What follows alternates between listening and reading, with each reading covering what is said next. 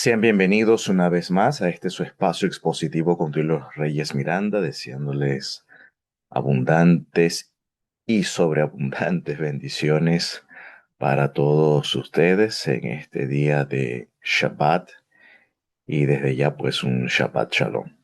Bien, avanzando entonces con nuestras lecciones de Josué acerca de la fe. Vamos a aprender en este caso o en este contexto la lección número 5 de cómo el Señor pelea por nosotros, cómo el Señor pelea por los que exhiben fidelidad, cómo el Señor ayuda, cómo el Señor interviene, actúa en favor de los que creen, de los que caminan por la fe. Y para entrar en materia, sin menos preámbulo, vamos entonces a ir al grano y vamos a iniciar con eh, un pasaje que se encuentra en el libro de Josué, capítulo 11, versos 26, que en el contexto está hablando de las victorias que el Señor le concedió a Josué a ciertas ciudades. Y dice lo siguiente, porque esto vino del Señor, vino del Eterno, que endurecía el corazón de ellos para que resistiesen con guerra a Israel para destruirlos y que no les fuese hecha misericordia, antes fuese desarraigado como el Señor lo había mandado a Moisés. Bueno, en esta ocasión quiero citar esta variante textual.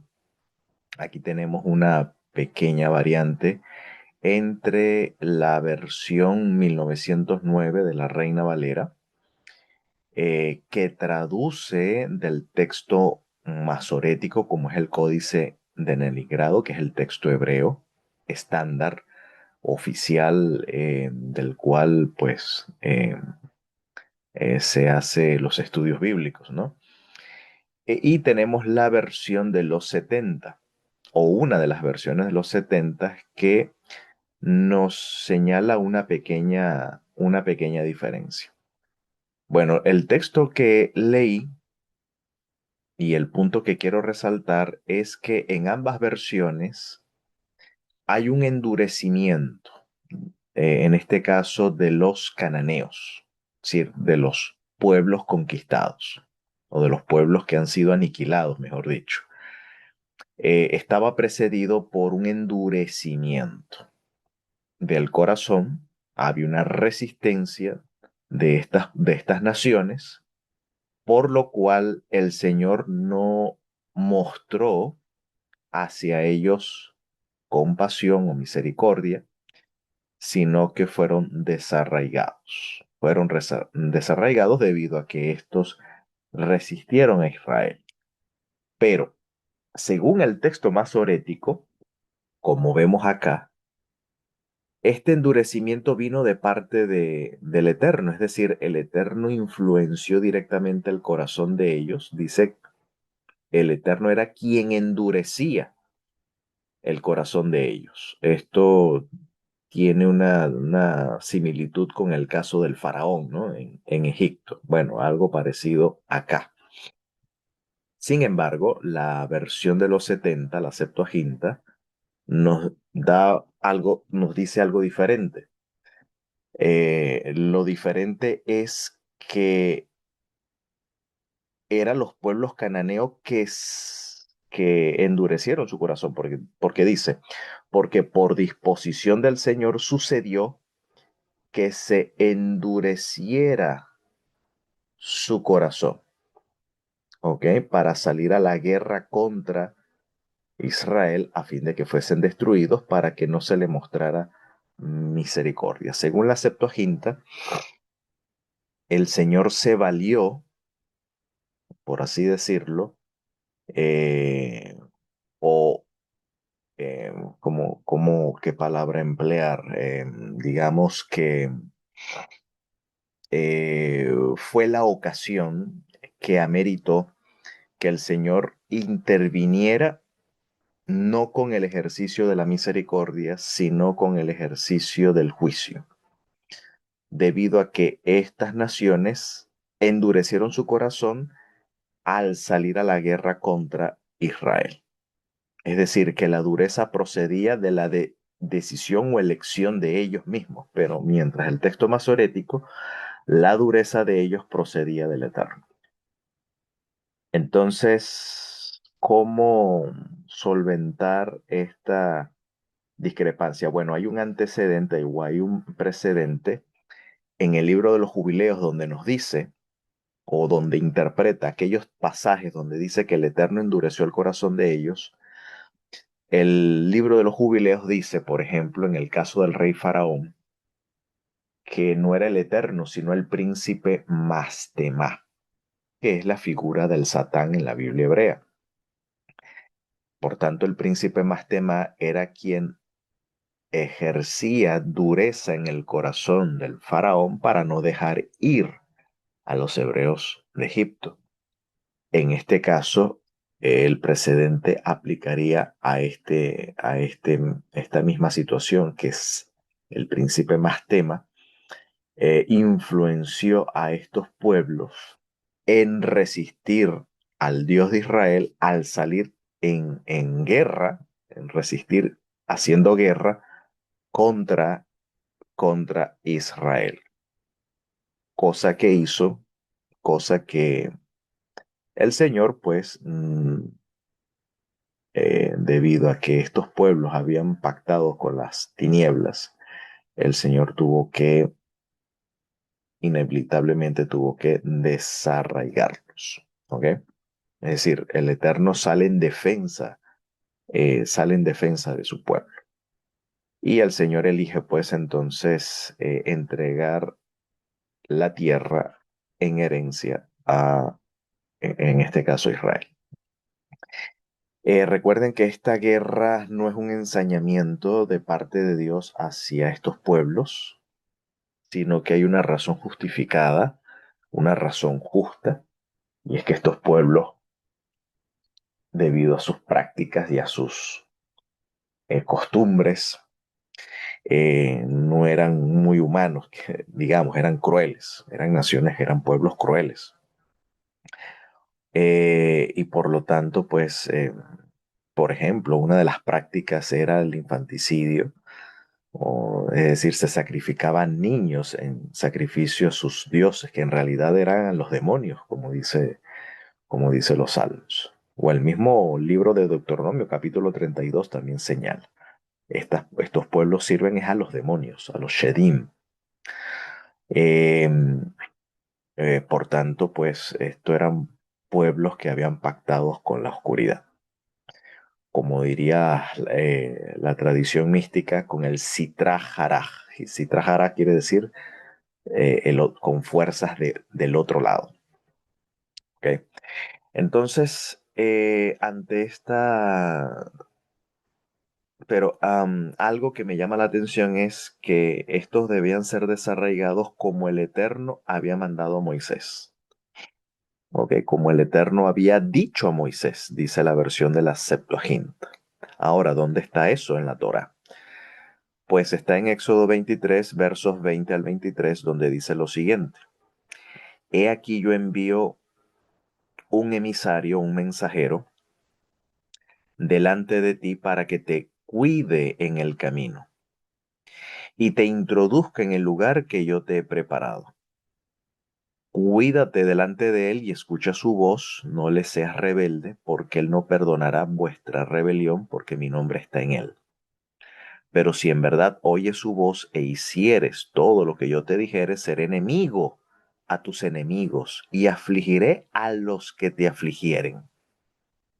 Entonces el Eterno dice acá, seré enemigo a tus enemigos y afligiré a los que te afligieren, porque mi emisario, mi mensajero, irá delante de ti y te introducirá, es mi mensajero el que te va a introducir al amorreo, al geteo, al pereceo, al cananeo, al jebeo, al jebuseo, a los cuales yo haré destruir. ¿Quién es este Malak, este emisario? Bueno, la tradición judía interpreta de dos formas este texto.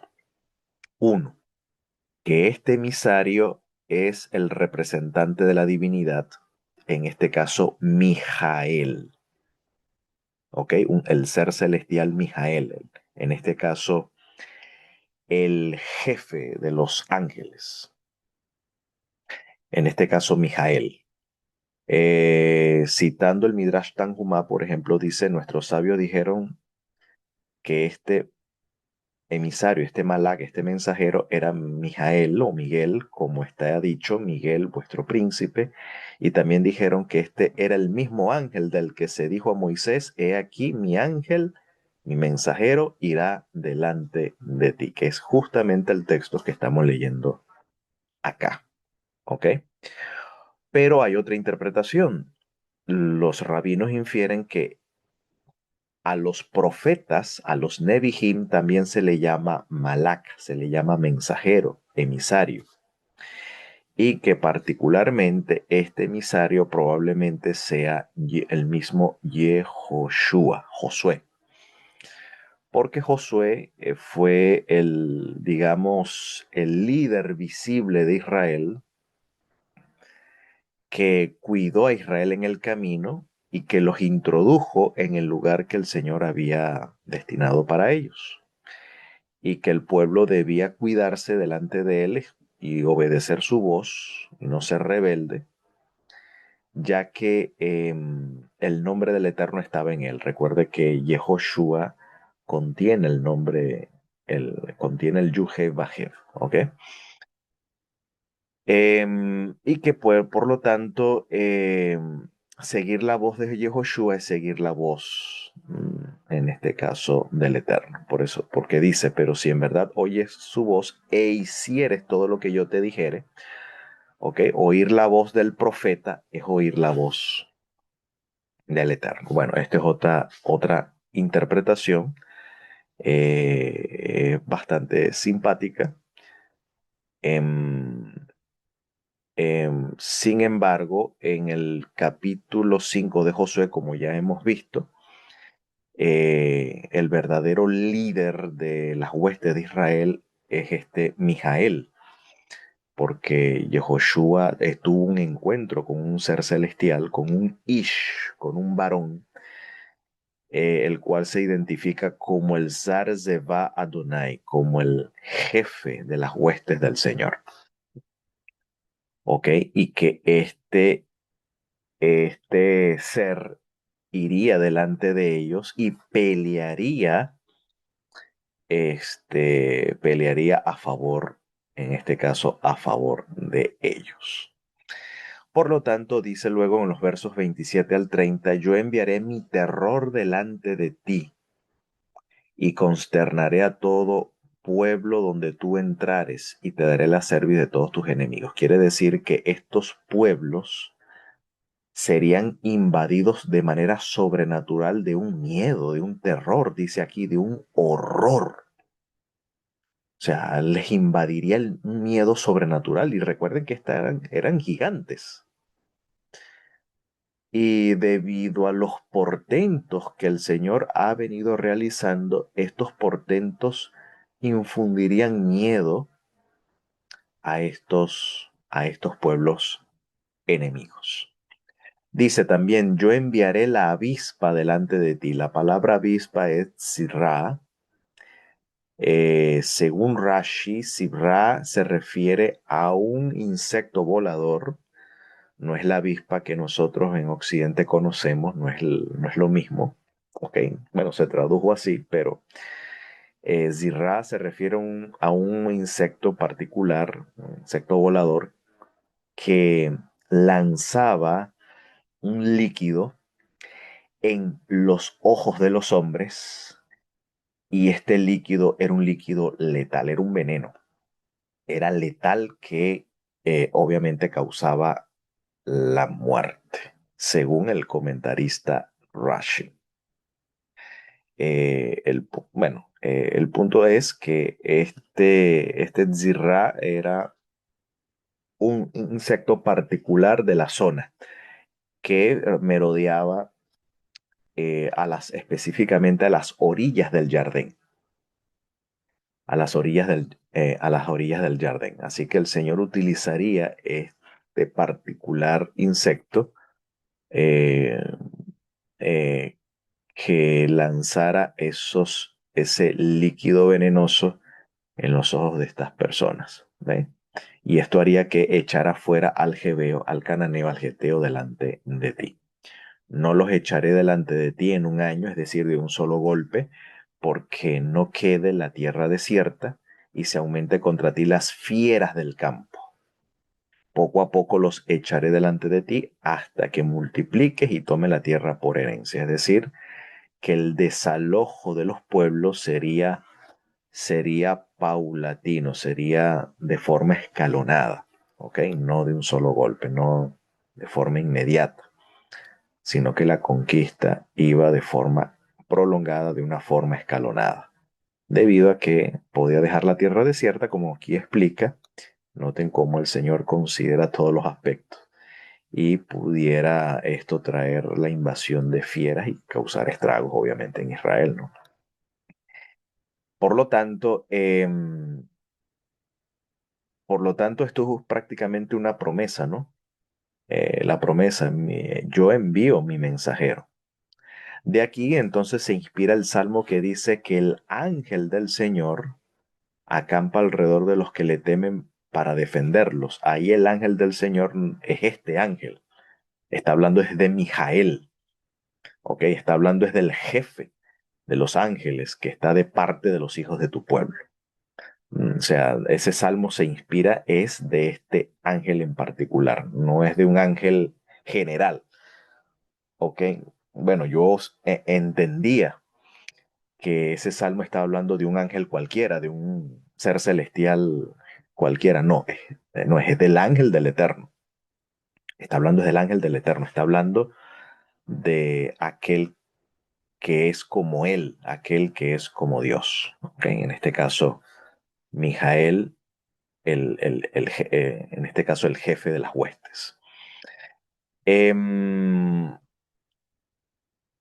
Josué 24, 11 al 12 nos dice algo parecido a lo que leímos en Éxodo, que nos dice lo siguiente: pasaste el Jordán, viniste a Jericó, y los moradores de Jericó pelearon contra ustedes. Digo Jericó porque en hebreo se dice así, que viene del verbo yarea, de la palabra yarea, que significa luna, ciudad de la luna, ¿no? Pelearon contra ustedes, los amorreos, los fereceos, los cananeos, dice acá, los cananeos, los heteos, gergeseos, jebeos, jebuseos, yo los entregué en sus manos. Y dice, y envié delante de ustedes los tábanos. Tábanos es la misma palabra hebrea que aparece en Éxodo que acabamos de leer. La palabra hebrea que aquí traducen como avispa. Aquí es tábanos, pero es la misma. Ok, zirrá, ese insecto volador que ya comentamos, los cuales los arrojaron delante de ustedes, esto es, a los dos reyes de los amorreos, no con tu espada ni con tu arco. ¿Qué quiere decir el texto? Significa,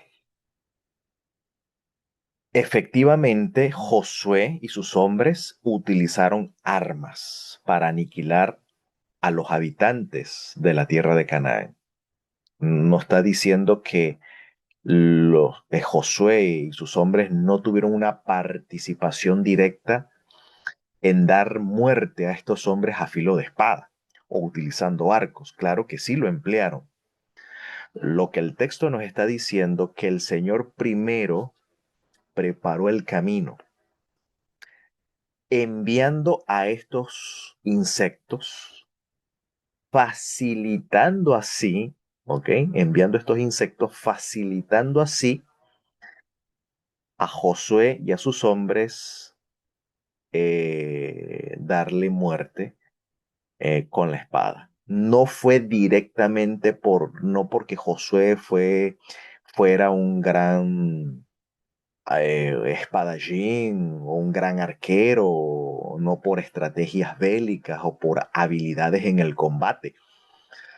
No eran por sus habilidades en el Krav Maga, artes marciales, no era por esas habilidades que lograron conquistar, no, sino que el Señor los entrega en sus manos, primero infundiendo terror, por un lado, miedo, esta gente iba a la guerra con miedo, y en segundo lugar, el Señor enviaba estos insectos que obviamente los debilitaba y así facilitaba a Josué y a sus hombres el darle muerte.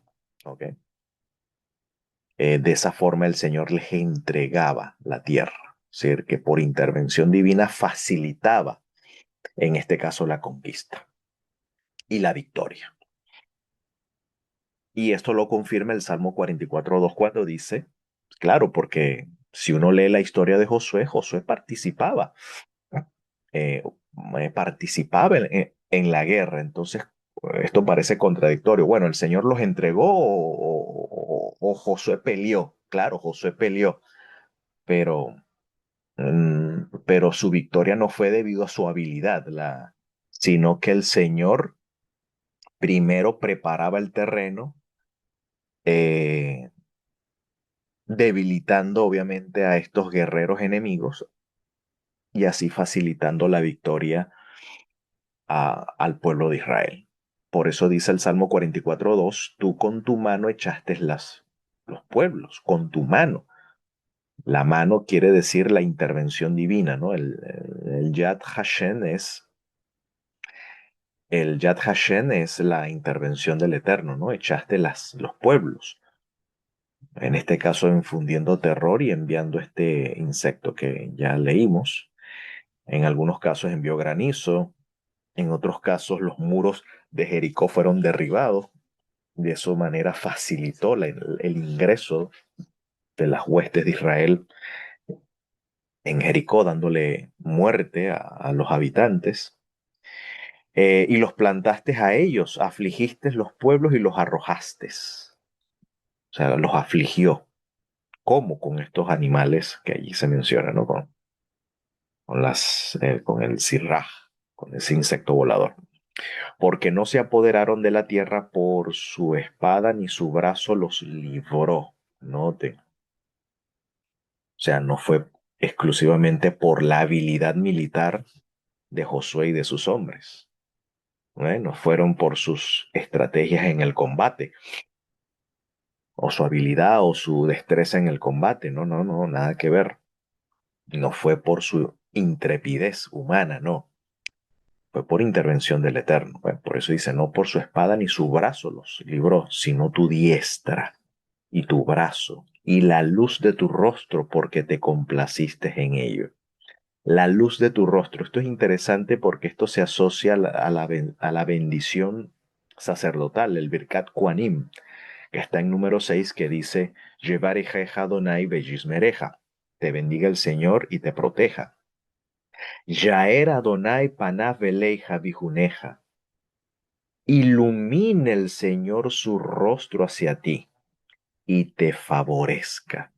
La luz de tu rostro representa la gracia del Señor, el favor del Señor. El Señor te favorece a tu solicitud. El Señor, es decir, el Señor ilumina con su rostro cuando Él te favorece según tu demanda, según tu solicitud. Eso es la luz de su rostro. Y el ocultamiento del rostro es cuando el Señor no responde a tu solicitud, sino que al contrario vienen las calamidades, viene desgracias, viene exilio, ¿ok? Ese es lo que se llama el ocultamiento del rostro. O sea, ya el Eterno no está manifestando favor a su pueblo. ¿Ok? Bueno, como dice el profeta Isaías, es porque los pecados han ocultado tu rostro, mi rostro de ustedes, dice el profeta. Entonces, esto tiene mucho que ver con la verajá o la bendición arónica, Birkat Kohanim, la bendición sacerdotal.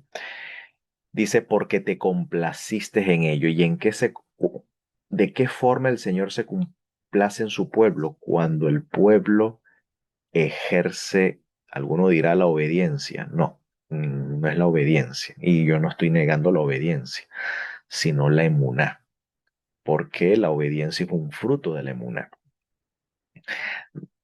Si- Sino que aquí está hablando es particularmente la emuná. El Señor se complace en la emuná de su pueblo, en la fe de su pueblo, porque dice Hebreos 11:6, sin emuná es imposible agradar a Dios.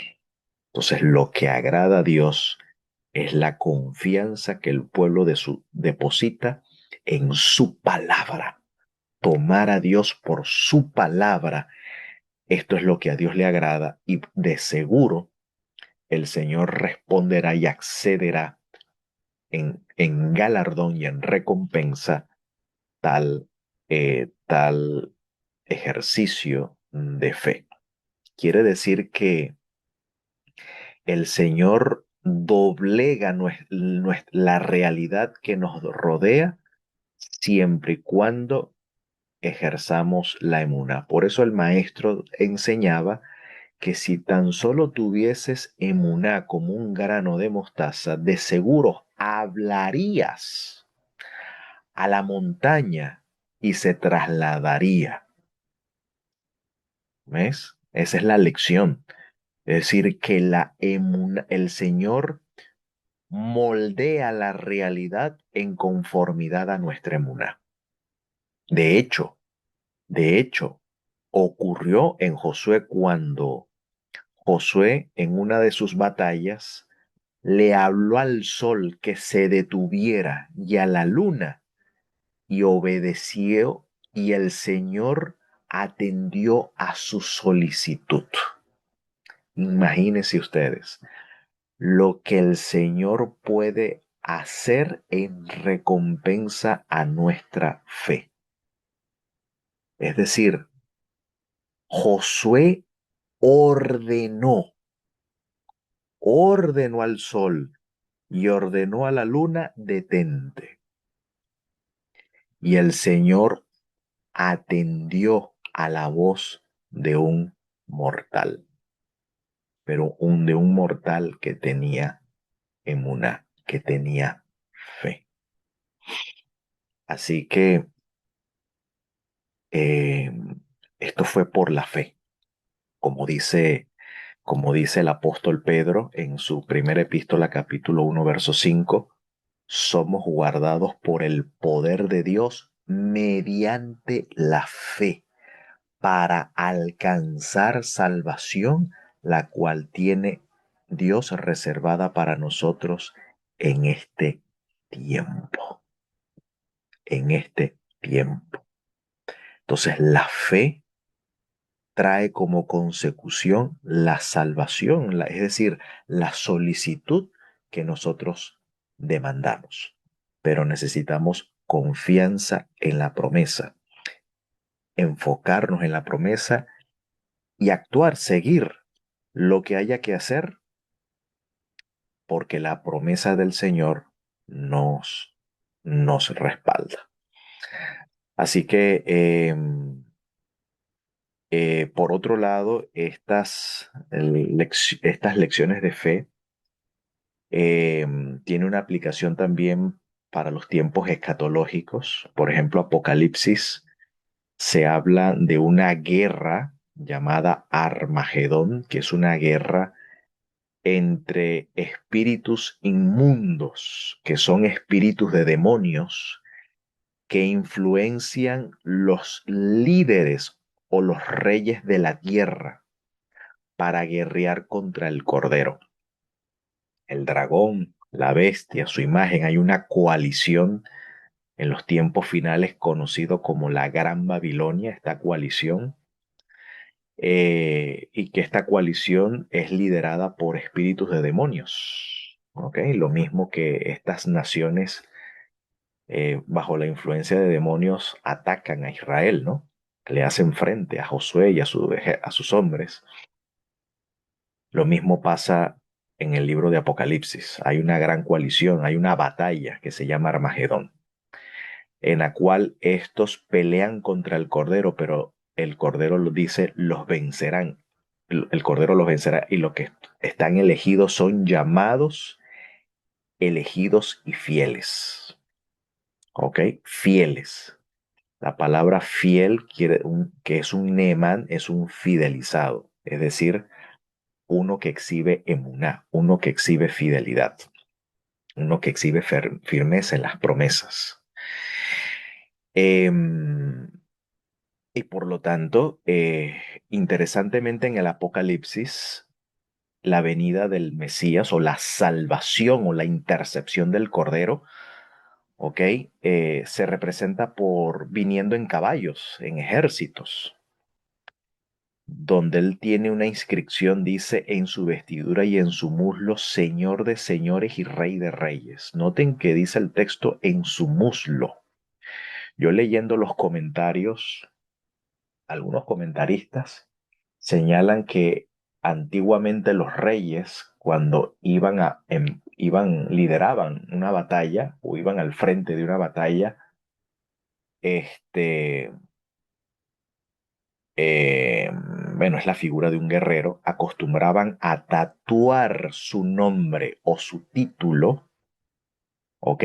Acostumbraban a tatuar su nombre en su muslo. Bueno, aquí parece que el Mesías viene tatuado, ¿no?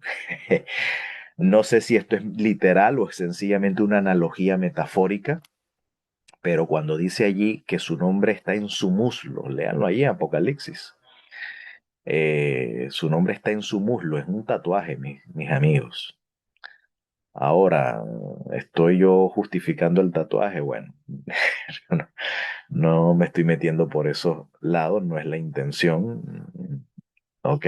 Pero la analogía es esa, ¿ok? Es lo que quiero decir, ¿ok? La analogía es esa.